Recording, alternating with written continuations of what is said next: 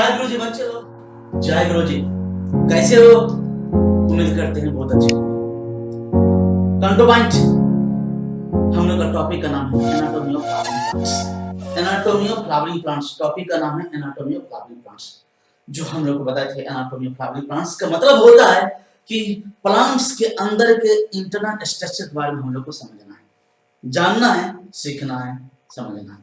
तो कल की क्लास में बताई थी आप लोगों को, बैक क्लास में बताई थी आप लोगों को कि जो सीन देखना आप लोग, ये लीफ का एनाटॉमी होते हैं। लीफ का anatomy, anatomy of flowering plant chapter का नाम है लीफ का एनाटॉमी है। अंदर का सीन, अंदर में कैसा सीन, किस टिश्यू, किस ढंग से अरेंजमेंट होता है, ये आप लोग को पढ़ना होगा प्लांट्स का।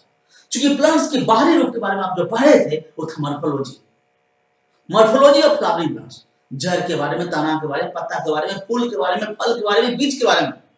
लेकिन अब आप लोग जो पढ़ रहे हैं वो एनाटॉमी है, अंदर का संरचना। जड़ के अंदर में क्या रहता है, पत्ता के अंदर में क्या रहता है, तना के अंदर में क्या रहता है, आखिर अंदर में कैसा संरचना होता है, सेल का कैसा व्यवस्था होता है, सेल व्यवस्थित होता है, टिश्यू में टिश्यू कैसा रहता है, टिश्यू का व्यवस्थित कैसा रहता है, कौन टिश्यू कहां पर रहता है, यही चीज तो पढ़ना है एनाटॉमी ऑफ फ्लावरिंग प्लांट्स में। Anatomy of flowering plants chapter का नाम हम लोग है एनाटॉमी ऑफ फ्लावरिंग प्लांट्स। याद कर लीजिएगा। एनाटॉमी ऑफ फ्लावरिंग प्लांट्स में हम लोग को पढ़ना प्लांट्स के इंटरनल स्ट्रक्चर। तो प्लांट के इंटरनल स्ट्रक्चर में आते हैं वो टिश्यू आते हैं, प्लांट के इंटरनल स्ट्रक्चर में आते हैं टिश्यू आते हैं। ये सब देख रहे हैं, लीफ का ही स्ट्रक्चर है, एनाटॉमी है, अंदर का सीन है, सब कुछ इसमें लिखा है। एनाटॉमी ऑफ फ्लावरिंग प्लांट्स का, लीफ का एनाटॉमी आप देख रहे हैं अभी। अब चलिए हम लोग का पढ़ना है, मेन पढ़ना टिश्यू के बारे में, टिश्यू के बारे में। क्योंकि प्लांट के अंदर में केवल टिश्यू रहता है। कल बता चुके थे, प्रीवियस क्लास, बैक क्लास में बता चुके थे कि प्लांट के अंदर में ऑर्गन नहीं रहता है, प्लांट का ऑर्गन बाहर होता है। तो प्लांट के अंदर में केवल ओनली फॉर टिश्यू होते हैं। तो टिश्यू क्या करते हैं, कल बता चुके थे। टिश्यू ग्रुप ऑफ सेल्स होते हैं, सबको मालूम है। लेकिन एक ग्रुप ऑफ सेल्स में जितने भी सेल्स होगा, सभी सेल्स का उत्पत्ति कॉमन होता है और परफॉर्म सेम करेगा। सभी ग्रुप में, झुंड में जितने भी टिश्यू रहेगा, माने जितने भी एक टिश्यू में, जितने भी झुंड में जितने भी सेल्स रहेगा, सब सेल्स एक ही काम करेगा। जैसे गैंग से चोर में जितने भी समूह रहेगा आदमी का, सब चोरे का काम करेगा। गुंडा में सब गुंडे का ही काम करेगा। वैसे टिश्यू के ग्रुप में जितने भी सेल्स रहेगा, सब एक ही काम करेगा। ये टिश्यू होगा। प्लांट में याद करिएगा, प्लांट में दो टिश्यू इंपॉर्टेंट है। प्लांट में दो टिश्यू इंपॉर्टेंट है, प्लांट में दो टिश्यू ही होते हैं। एक का नाम होता है मेरिस्टेमेटिक टिश्यू और दूसरे का नाम होता है permanent tissue. Meristematic tissue plant का ऐसा टिश्यू होते हैं जो ऑलवेज, हमेशा, continuous from life to death तक प्लांट की division division D division again division करते रहता है।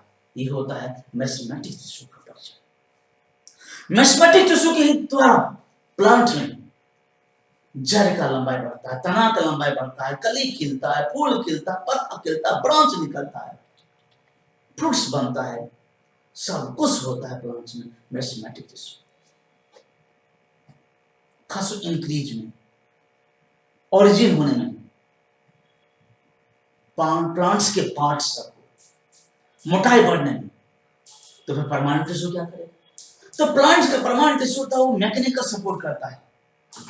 Xylem and phloem permanent tissue में जो तो ना बच्चा लोग, परमानेंट टिश्यू प्लांट में जो परमानेंट टिश्यू होता है वो क्या काम करता है? प्लांट में परमानेंट टिश्यू मैकेनिकल सपोर्ट देता है। मैकेनिकल सपोर्ट देता है, प्लांट को ठहरने में मदद करता है, उस फूड को स्टोर करेगा, उसमें पानी निकमा, कोले निकमा, स्क्रे निकमा, उसके बाद जाइलम, फ्लोएम, ये सब आते हैं। वो लेकिन बाद में बनता है। परमानेंट टिश्यू प्लांट में बाद में बनता है, पहले होता है मेरिस्टेमेटिक टिश्यू बनता है। तो मेरिस्टेमेटिक टिश्यू को प्राइमरी प्लांट बॉडी को बनाने में अहम भूमिका निभाता है मेरिस्टेमेटिक टिश्यू। और सेकेंडरी जो प्लांट बॉडी का जो भी पार्ट्स होते हैं, दैट मींस की मैच्योर्ड में, मैच्योरिटी में प्लांट्स बॉडी में जो पार्ट्स बनते हैं वो होते हैं परमानेंट टिश्यू का पार्ट्स। लेकिन परमानेंट टिश्यू ही बनता है मेरिस्टेमेटिक टिश्यू से ही, याद करिएगा। परमानेंट टिश्यू भी बनता है मेरिस्टेमेटिक टिश्यू के ही द्वारा। जब मेरिस्टेमेटिक टिश्यू का नया नया से ऊपर चला जाएगा और बाकी जो सेल पीछे छूट जाएगा वो बदल जाएगा लेटरल मेरिस्टेम, और लेटरल मेरिस्टेम बदल जाएगा परमानेंट टिश्यू में। तो प्लांट में दो ही टिश्यू होते हैं, एक होते हैं मेरिस्टेमेटिक टिश्यू जो हमेशा डिवीजन करेगा, परमानेंट टिश्यू डिवीजन नहीं करेगा। उनका सेल के पास में डिवीजन करने का जो पावर होता है वो लॉस हो जाता है। मतलब सेल्स तो मेरिस्टेमेटिक टिश्यू से बना रहता है, लेकिन उस सेल में डिवीजन करने का पावर लॉस हो जाता है। अब फिर कहेंगे डिवीजन करने का पावर लॉस क्यों हो जाता है, तो उसके पीछे डीएनए का होता है। क्योंकि डीएनए में रिप्लिकेशन होगा, एक से दो डीएनए नहीं बनेगा तो सेल में नहीं होगा। और डीएनए रिप्लिकेशन क्यों नहीं होगा, तो डीएनए रिप्लिकेशन होता है ओरिजिन ऑफ रिप्लिकेशन, एक पॉइंट होता है डीएनए में, ओरिजिन जहां से ओरिजिन होता है वो उसका कोड होता है, वो कोड स्टॉप हो जाता है। इसीलिए परमानेंट टिश्यू का सेल डिवीजन नहीं करता है। तो डिवीजन के आधार पर प्लांट्स में दो टिश्यू है, मेरिस्टेमेटिक टिश्यू और परमानेंट टिश्यू। अब ना चलो मेरिस्टेमेटिक टिश्यू बताया था आप लोगों को कि प्लांट्स का जो ग्रोथ होता है रेस्ट्रिक्टेड होता है, मतलब खास रीजन में प्लांट्स का ग्रोथ होता है। वो खास रीजन जो प्लांट का ग्रोथ होता है, उस ग्रोथ करने के लिए प्लांट्स में एक्टिव सेल लेवल होता है, और एक्टिव सेल लेवल वाला से जो टिश्यू है, सेलों का समूह है, उसी को हम कहते हैं मेरिस्टेमेटिक टिश्यू। कौन टिश्यू कहते हैं? मेरिस्टेमेटिक टिश्यू कहते हैं। ये आप लोग को प्रीवियस क्लास में पता चुके थे। मेरिस्टेमेटिक टिश्यू का तीन प्रकार होते हैं, एपिकल मेरिस्टेमेटिक, इंटरकैलर मेरिस्टेम और लेटरल मेरिस्टेम। कल फोकस कर चुके थे। एपिकल मेरिस्टेम हमेशा ऊपरी छोर पर रहेगा, एपिकल मेरिस्टेम हमेशा ऊपरी छोर पर रहेगा। प्लांट के बॉडी के ऊपरी, कोई भी ऊपरी छोर, चाहे जड़ के सबसे लास्ट अंतिम छोर, या तना के ऊपरी छोर पर, या पत्ता के कली के दौरान जो बनता है पत्ता, तो या ब्रांच जो निकलता तो, या फूल जो निकलता तो, मतलब टर्मिनल पॉइंट पर रहेगा एपिकल, नाम है एपिकल। एपिकल मेरिस्टेमेटिक टिश्यू का दो प्रकार होते हैं, शूट एपिकल मतलब तना का, और रूट एपिकल नीचे का। एपिकल मेरिस्टेम को कहते हैं प्राइमरी मेरिस्टेम। एपिकल मेरिस्टेम हमेशा पेड़ की लंबाई को बढ़ाने का काम करता है, पेड़ की लंबाई को बढ़ाने का काम करता है एपिकल मेरिस्टेम, मतलब increase the length of plants, apical meristem. अब चलते इंटरकैलर। इंटरकैलर मेरिस्टेम पेड़ के बीच बीच में रहता है, मैच्योर टिश्यू के बीच बीच में रहता है, उसको भी प्राइमरी मेरिस्टेम कहते हैं। पहली बार प्लांट में जो बनता है, पहली बार तो प्लांट बनता है उसमें रहता है इंटरकैलर मेरिस्टेम, प्राइमरी मेरिस्टेम कहते हैं।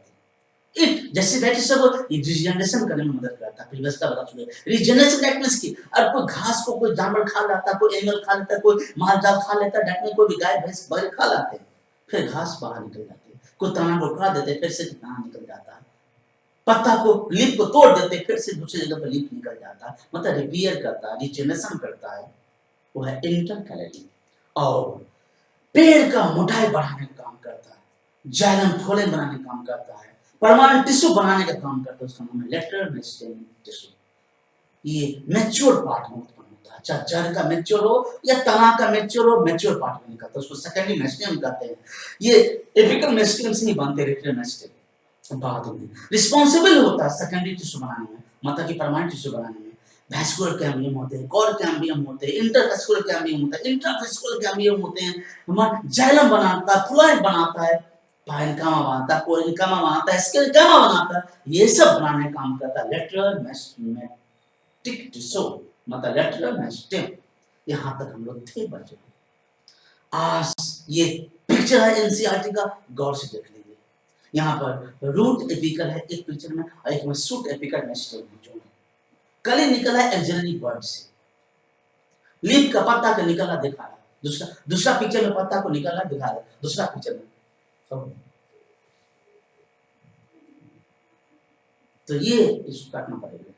तो रुकिए ना, दूसरा पत्ता दिखाना है ना, अरे नहीं रहा फिर इस पर, हाँ वो हो गया, काम कर रहा है, काम कर रहा है। आप इधर दिखाए ना दूसरा, ऐसे घूम कर। अब छोड़ो ना, बात करना पड़ेगा, काट देंगे। हाँ बच्चे लोग,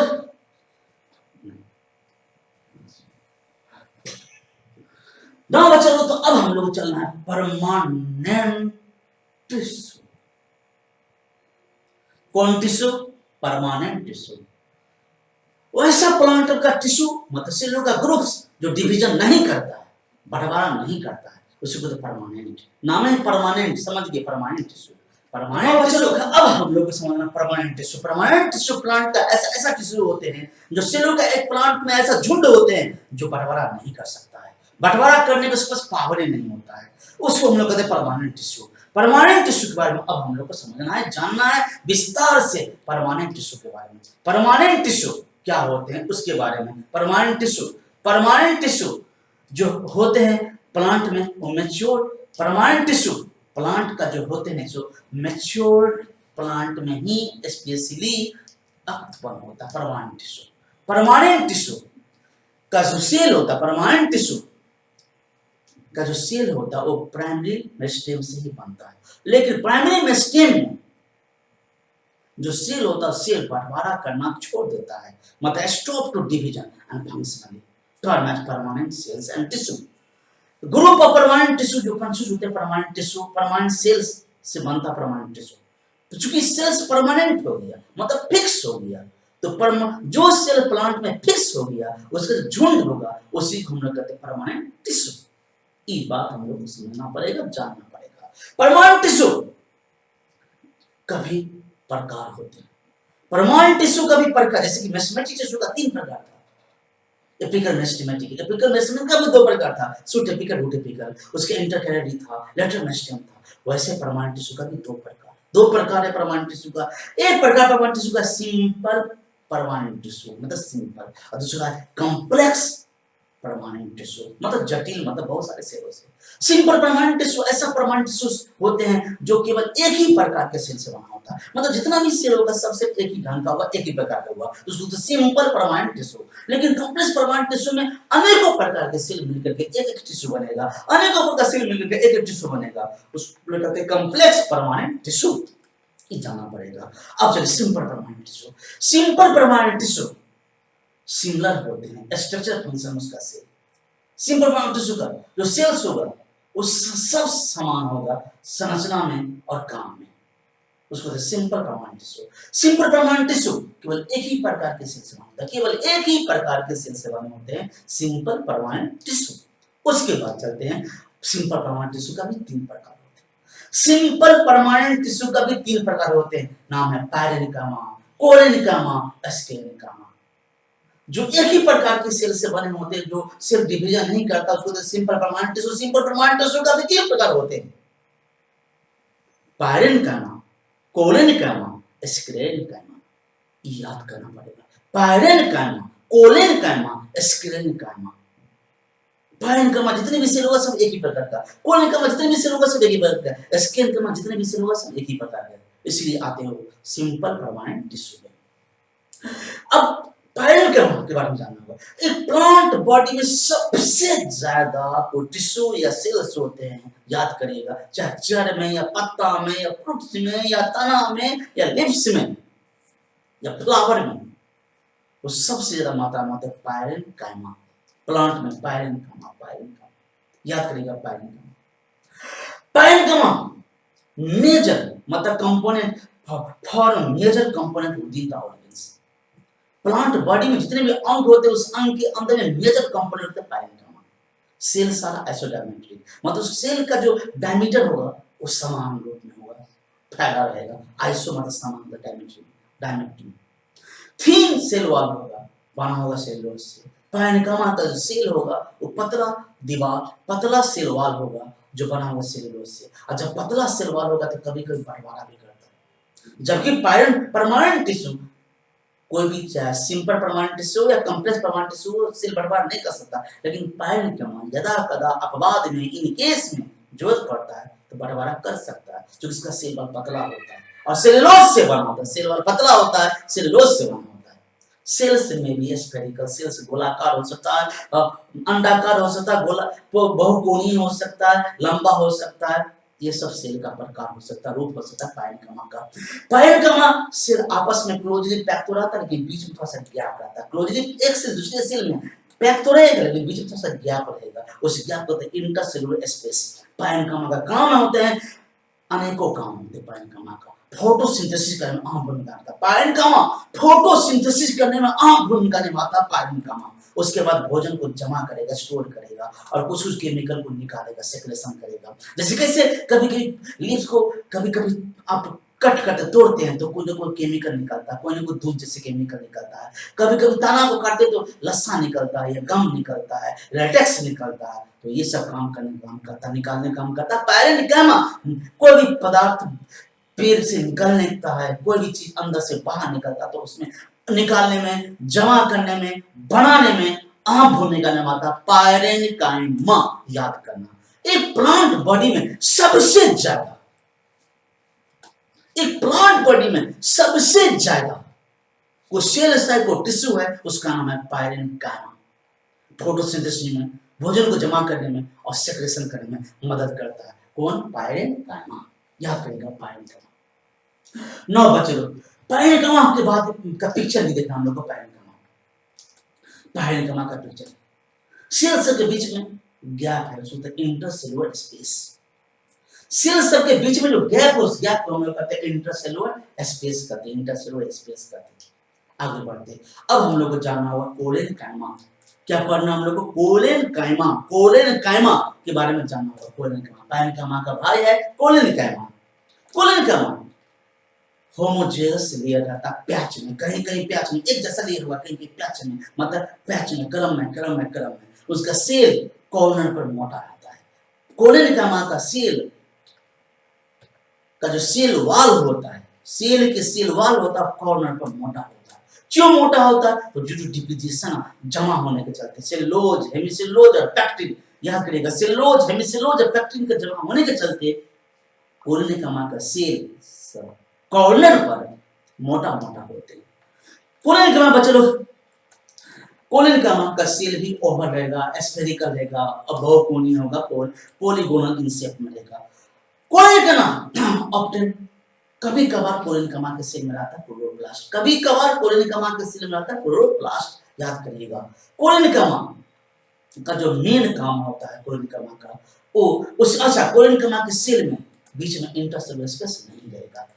और कोलेनकाइमा मैकेनिकल सपोर्ट देता है प्लांट्स को, प्लांट्स को मैकेनिकल सपोर्ट करता है, मेनली प्रोवाइड मैकेनिकल सपोर्ट करता है प्लांट्स को। खास तौर से जो ग्रोइंग पार्ट होता है, जो कली निकलता है, तना निकलता है, पत्ता निकलता है, तो ग्रोइंग जो पार्ट होता है प्लांट में, यंग स्टेम हो या पेड़ का जो डंटल है, पत्ता है, पेड़ के डंटल माने पत्ता का जो लीफ के डंटल को पेशियोल, उस लीफ के पेशियोल को मतलब निकलते समय टूट न जाए, झड़ न जाए। फूल के डंटल को पेडिसेल को, लीफ के डंटल को पेशियोल कहते हैं, फ्लावर के डंटल को पेडिसेल कहते हैं, और यंग स्टेम सब जो निकलते रहेगा उसको कोलेनकाइमा उसको सपोर्ट करता है।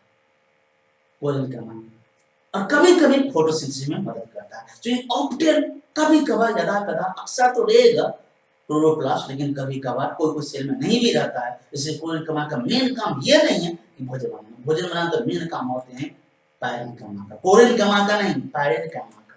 आगे बढ़ते देख लेते इसका इमेज कैसा होता है कोलेनकाइमा का।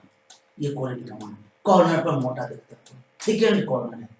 प्रोटोप्लास्ट मतलब साइटोप्लाज्म न्यूक्लियस को मिला करते प्रोटोप्लास्ट, और बीच मोटा सा वैक्यूल है, सेल वाल मोटा होता है, कॉर्नर पर जमा रहता है, हेमिसेलुलोज, पेक्टिन। आगे बढ़ते अब है स्क्लेरेनिकाइमा। स्क्लेरेनिकाइमा का सेल लंबा होता है, नैरो होता है, पतला होता है, सेल वाल मोटा होता है स्क्लेरेनिकाइमा का, और लिग्निफाइड होता है, मतलब मरा हुआ रहता है। जब कोई सेल मर जाता है, उसका प्रोटीन का पार्ट लिग्निन बदल जाता है केमिकल में, तो मरा हुआ डेड होता है। तो स्क्लेरेनिकाइमा का सेल मरा हुआ होता है, सेल वाल मोटा होता है।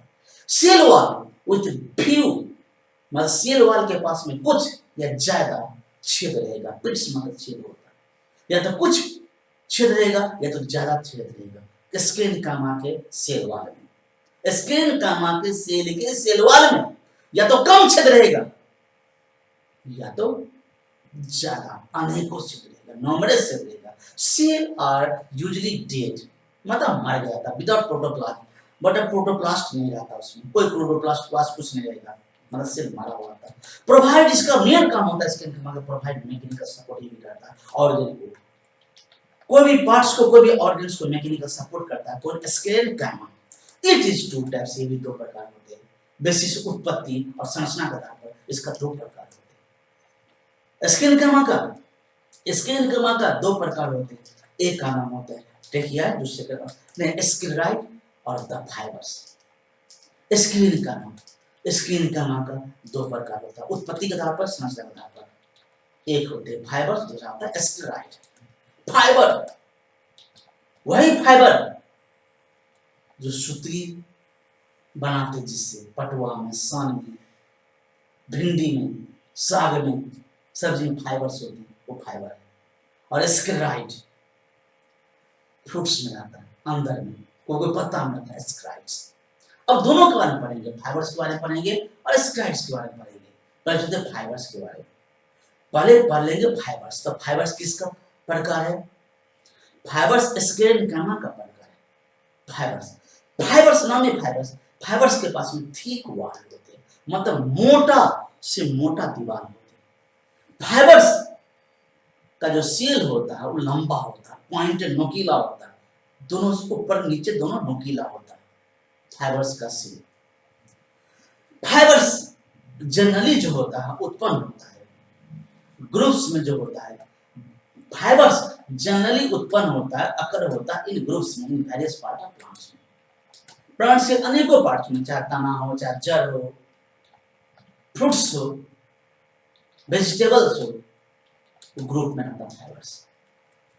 अब हम लोग फाइबर्स के बाद हम लोग देखेंगे स्क्लेराइड। स्क्लेराइड का जो सेल होता है ओवल होता है, बेलनाकार, सिलेंड्रिकल होता है या स्फेरिकल होता है, या तो गोलाकार होगा या अंडाकार होगा या बेलनाकार होगा स्क्लेराइड का सेल। स्क्लेराइड का भी सेल का दीवार बहुत मोटा होता है, वो भी मरा होता है, लेकिन उसके अंदर में ल्यूमेन मतलब बीच में जो कैविटी होता है बहुत कम होता है। फाइबर्स में ज्यादा होता है, बट स्क्लेराइड के सेल के बीच में जो कैविटी होता है बीच में बहुत ही कम होता है। स्क्लेराइड जो पाया जाता है फ्रूट्स के वाल ऑफ नट्स, मतलब सुपारी सब के पास में जो वाल होता है उस वाल में पाया जाता है sclereid. Pulp of guava, guava हम लोग खाते हैं, अमरूद के बीच में जो हम लोग होते हैं गुद्दा, उसको पल्प कहते हैं, उसमें रहता है स्क्लेराइड। सपातों में, नाशपाती में कट करते रहते हैं, वो उजला पार्ट अंदर का पार्ट खाते हैं, वो होते हैं पल्प, उसको कहते हैं, उसको स्क्लेराइड पाया जाता है उसमें। ये बचल स्क्लेराइड। और उसके बाद सीड कोट में, सीड के छिलका में, मतलब दाल सब के छिलका में, बादाम खाते हैं, चना खाते हैं, उसका छिलका होता है, उस छिलका में रहते हैं स्क्लेराइड्स। और चाय पत्ती में भी पाया जाता है स्क्लेराइड, चाय पत्ती में स्क्लेराइड। तो इतना तक हम लोग थे सिंपल परमानेंट टिश्यू। अब बच्चे लोग हम लोग को पढ़ना होगा कॉम्प्लेक्स परमानेंट टिश्यू। क्या पढ़ना होगा? Complex permanent tissue. अब हम लोग को जानना होगा, तो इसको हम लोग आज क्लास में, नेक्स्ट क्लास में, लास्ट में जाते जाते क्या कहते हैं वही आप भी करना है। खुश रहो तो क्या बोलेंगे? खुश रहेंगे। स्वस्थ रहो क्या बोलेंगे? स्वस्थ रहेंगे। और पढ़ाई में व्यस्त रहेंगे। जय गुरु जी, जय गुरु जी, जय गुरु।